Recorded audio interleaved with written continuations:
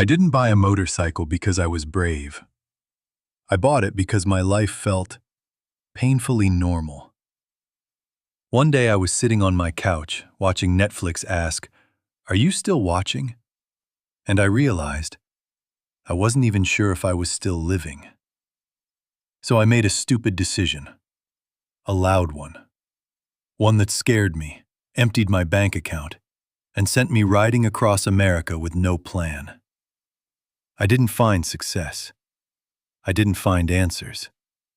But somewhere between gas stations, bad coffee, and roads that never seemed to end, something changed. And this is the story of how getting lost helped me finally feel found. Chapter 1. Why the hell did I buy a motorcycle?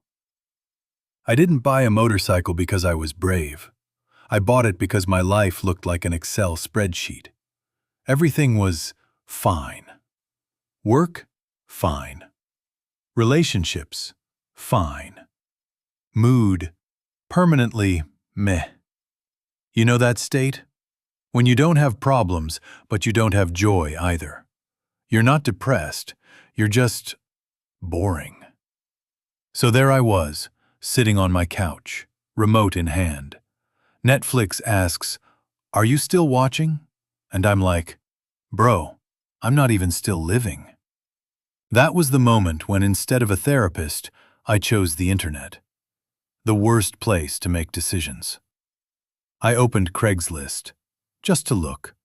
Like people who open Pornhub just to read the comments. And there it was, a motorcycle.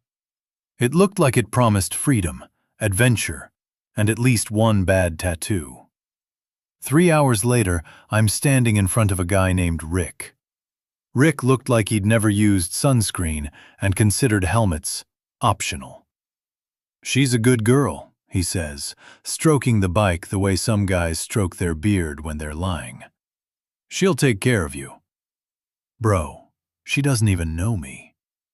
But 20 minutes later, and one financial mistake my accountant would call aggressive stupidity, the motorcycle was mine. I pull out of the parking lot and immediately realize I'm not ready.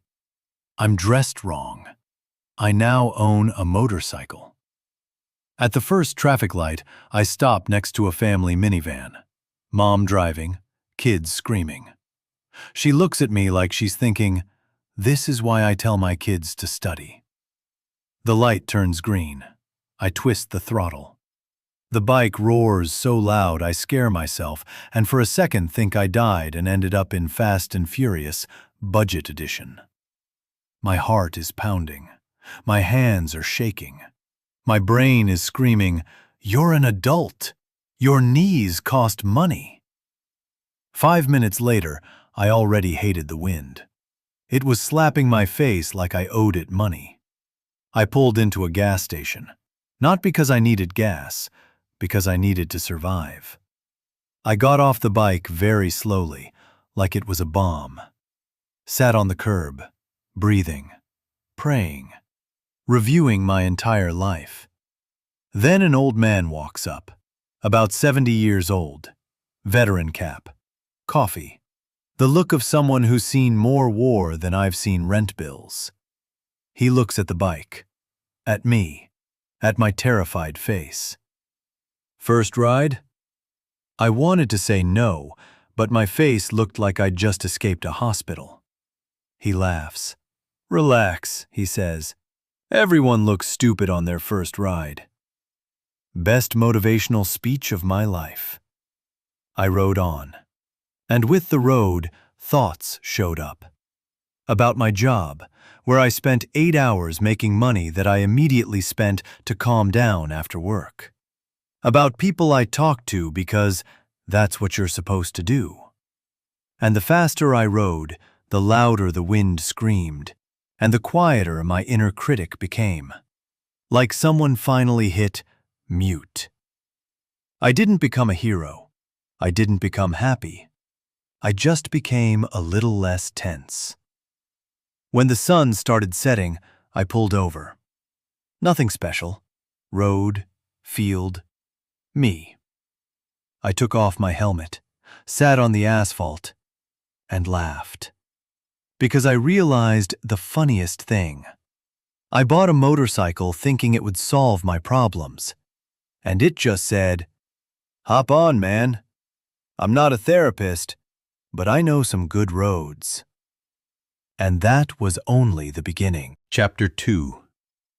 America is bigger than my problems. The first day, I still thought this was just a trip. Like, I'll ride, I'll see things, I'll come back a little different. America laughed and said, "Cute." Because by day 2, I realized the road has its own personality. It doesn't ask if you're ready. It just shows up. I woke up in a motel where the carpet looked like it had witnessed at least 3 crimes and 0 renovations. The bathroom mirror showed me a person who looked like a weird biker who doesn't yet know he's a weird biker. I put on my helmet, went outside, got on the bike, and thought, okay, one more day. I've got this. 15 minutes later, I was talking to the bike out loud. Please don't break today. We don't have that kind of relationship yet. The first state flew by. The second, slower. The third, so long I started wondering if it ever ends. America is big. No, America is absurdly big. You ride for hours, and around you, the same thing. Field, field, another field, and a sign, next gas station, 87 miles. And you're like, is this a joke? No, it's a warning. At gas stations, I started meeting people. An American gas station isn't just a gas station. It's a cafe, a store, a confessional, a museum of weird people. One guy walked up to me and said, "Nice bike."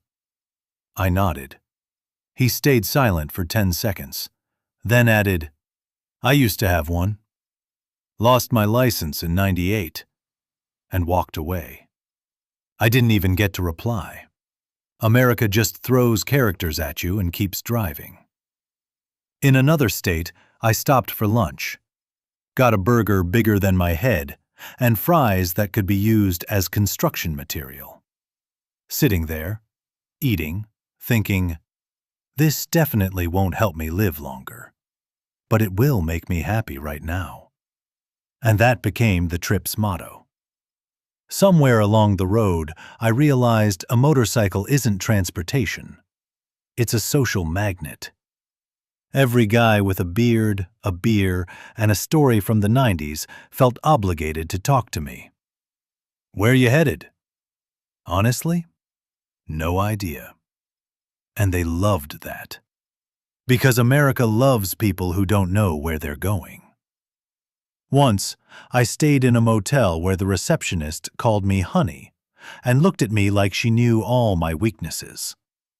At night, something fell. Then someone screamed. Then it got quiet. I lay in bed thinking, well, if I die here, this will be a very American ending. The next day, I lost my route. GPS decided I deserved an adventure. It led me down a road that looked like either freedom or you disappear and get found in a documentary. But that's where I felt something important for the first time. I stopped. No one around. Silence so deep you could hear your own thoughts. And they weren't screaming anymore. They were just there. I didn't become wise. I didn't find answers. I just stopped rushing to look for them. When it started raining, I didn't run. I just rode. Wet, tired, ridiculous. And for the first time in a long while, I was okay not looking successful. Because the road doesn't like, doesn't judge, doesn't ask what you do for a living.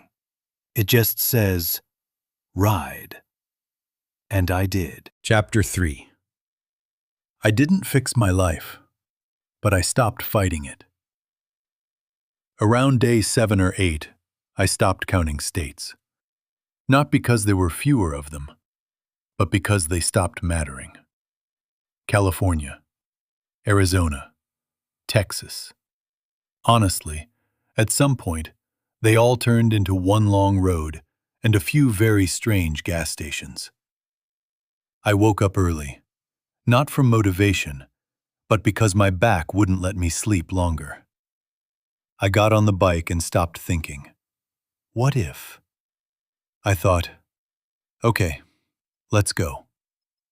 And that was new, because my whole life before, I lived in, what if it doesn't work out? And now, well, if it doesn't, at least I'm already here. One morning, I stopped at a gas station in the middle of nowhere. The coffee was terrible, objectively bad, like, is this coffee or a health hazard? I stood there, drinking it, looking at my motorcycle. Dirty, dusty, scratched. And for the first time thought, it looks the way I feel. Not perfect, not pretty, but alive. A guy in his 20s walked up, fresh, eyes on fire. How far are you riding? I paused. That question used to scare me, because I didn't know the answer. Now I said, as far as I feel like today. He smiled, like I just said something wise. I didn't correct him. At some point, I realized I wasn't running anymore. Because running is when you don't want to be here. And I was here. Even when it was hard. Even when it was boring. Even when I looked like someone who lost all their sunscreen. I stopped by the ocean. Not like in movies. No drones, no music. Just water. Wind. Me. I sat on the sand and thought, well, you made it. Now what? And the answer was strangely simple. Now, nothing. And that was freedom. I didn't have to prove anything. Not to myself, not to others, not to algorithms. I didn't become a new person. I just stopped pretending I had to be someone else. When it was time to go back, I didn't make a big deal of it. I just started the bike and rode. The road didn't change. I did. Because now, when life becomes loud, fast, demanding again, I'll know. I don't need to run far. I need to stop and listen. Sometimes to the wind. Sometimes to the road. Sometimes to myself. I sold the motorcycle a few months later. Yeah, plot twist. Not because it didn't work, but because it did its job. It didn't change my life. It just reminded me that I have one. And you know what's funniest? I still don't know where I'm going. But now, that doesn't scare me anymore. Chapter 4. Coming back was harder than leaving. The strangest thing about travel isn't the moment you leave. It's the moment you come back.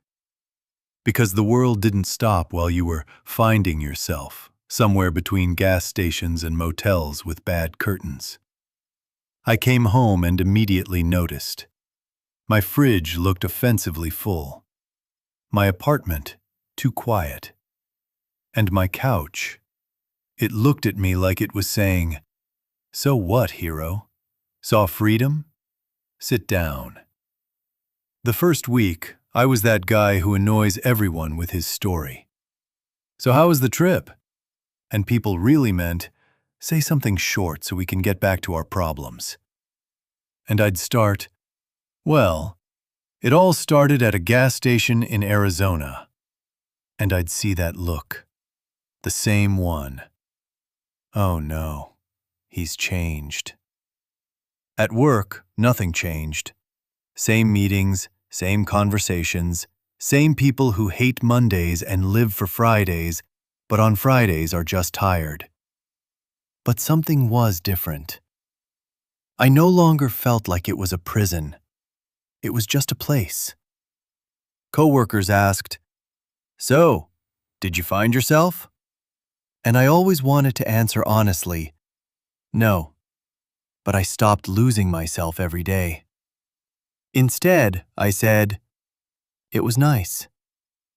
Because America doesn't really like long answers to complicated questions. I noticed something strange. Before, when something went wrong, I immediately thought, I need to change something, urgently, drastically. Now I thought, okay, let's see what happens next. Like an inner road appeared in me, without GPS, without panic, without a voice screaming that I'm falling behind. One evening, I accidentally saw my motorcycle again. New owner, clean, happy. He started it with the same smile I once had. And you know what? I didn't feel sad. I felt gratitude. Because some things come into your life not forever. They come to remind you of something. I started walking more. Not because it's healthy, but because I learned again how to look around. I checked my phone less, because for the first time in a long time, I didn't need to escape the silence. Sometimes friends said, "You seem calmer." I didn't feel calm. I just stopped fighting every little thing. And then one day, I got back into my car. Traffic, lights, horns. And suddenly, I laughed. Because I remembered that first day, the first traffic light, that mom in the minivan, and thought, damn, I didn't run away. I just learned how to come back. My life didn't become perfect. I still don't know what I'm doing with the future, procrastinate sometimes, envy people on Instagram. But now, when it gets tight inside, I know one thing. I don't have to buy a motorcycle. I don't have to cross the whole country.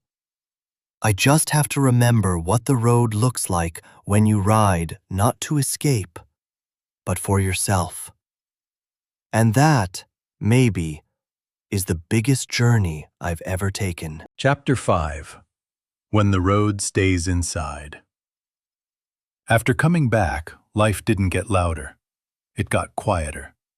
And that was strange, because before I always lived in noise. Even when it was quiet outside, inside someone was always proving something. Now, no. I woke up in the morning, same kitchen, same coffee, same cracked mug I'd been promising to throw away for 6 months. And suddenly I noticed the coffee didn't get better, but I stopped rushing to finish it. Before, every morning was a race. Like if I didn't win, something catastrophic would happen. Now I sat at the table and just looked out the window. No phone.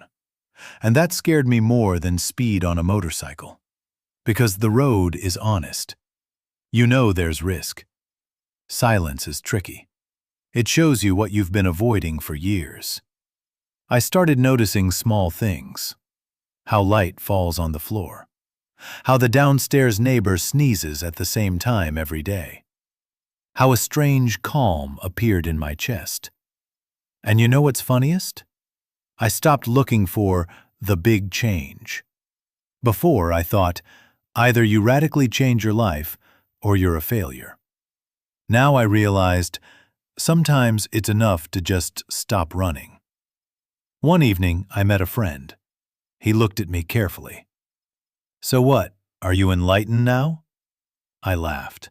"No, I'm just tired of being dramatic." We sat in a bar. loud, people laughing, music playing, and for the first time, I didn't feel like I needed to go anywhere, because the road was already inside. I stopped looking at others with envy, because I realized something simple. Everyone has their own distance, and no one really knows where they're going. Some people just pretend more confidently. One day, I saw a photo online of a guy on a motorcycle. New, clean, heroic. And instead of thinking, oh, I need to change something again, I thought, nice. Let him have his road. And I felt light. I didn't become different. I became simpler. And that might be the hardest transformation of all. Because simplicity isn't loud. It doesn't get likes. It doesn't look impressive on a thumbnail. But it works. And when life starts squeezing again, when thoughts want to scream, I close my eyes and remember that moment in the middle of an empty road. Wind, horizon, silence, and me. Not a hero, not a failure, not running. Just a person who finally stopped being afraid to ride slowly. Chapter 6. What you don't see on the road. There's one thing no one talks about in travel movies. The hardest part isn't leaving, and it's not coming back. The hardest part is staying. Staying in your life after you felt that you could live differently. Because the road is freedom without responsibility. You don't have to explain anything. You don't have to be stable. You just move. Life at home is roots, and roots don't sound romantic.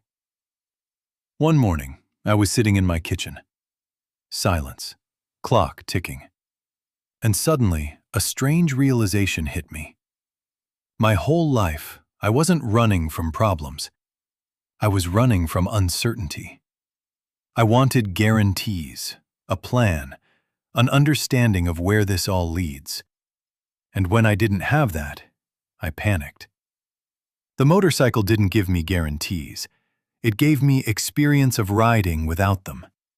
And that's what really changed. I stopped demanding a clear instruction manual from life. For some reason, we think adulthood means you understand everything. But the truth is different. Adulthood is when you admit you don't understand anything and keep moving anyway. I started noticing how often people say, when I figure things out, when I have more money, when the right moment comes. I used to say that too. But the right moment never comes with fanfare. It looks like an ordinary Tuesday. And if you don't move on that Tuesday, you won't move at all. The road taught me one more thing. You can't control the wind, but you can hold the handlebars. And that's enough. I stopped being afraid of change. Not because I became brave, but because I realized change happens even when you're sitting on the couch. The only difference is whether you're present in your own life.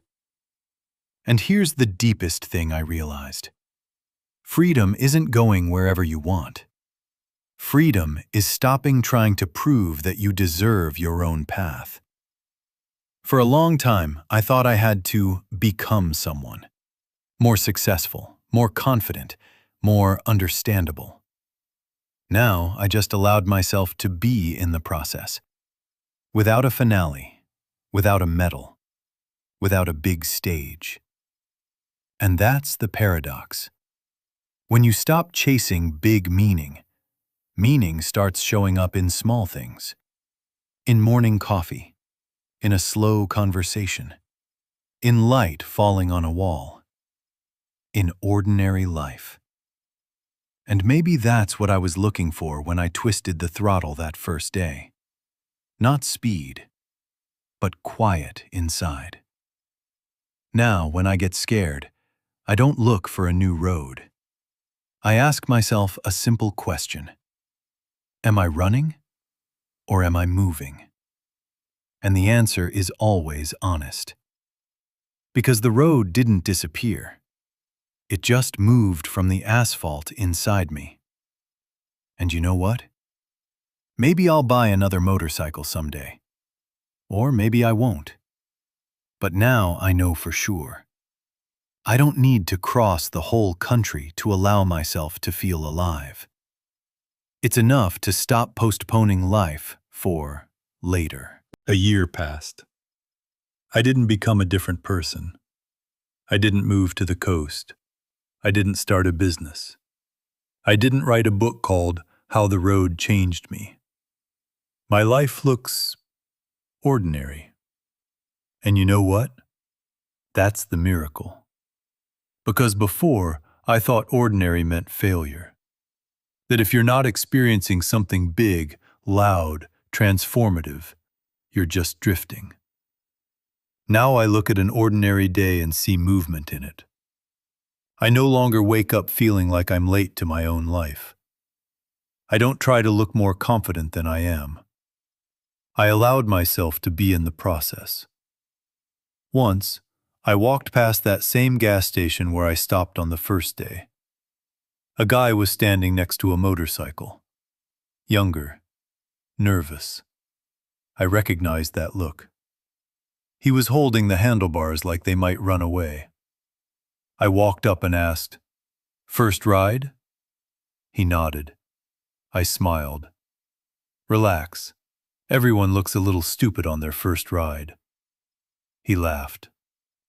And in that moment, I realized the story was never about the motorcycle. It was about permission. Permission to try.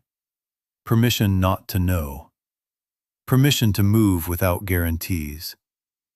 We all wait for the moment when we're ready. But the truth is simple. Readiness doesn't come before movement. It comes after the first mile. Maybe you're listening to this story and thinking, "Cool, but I can't just quit everything." And you know what? You don't have to. Your road might not look like a highway through the desert.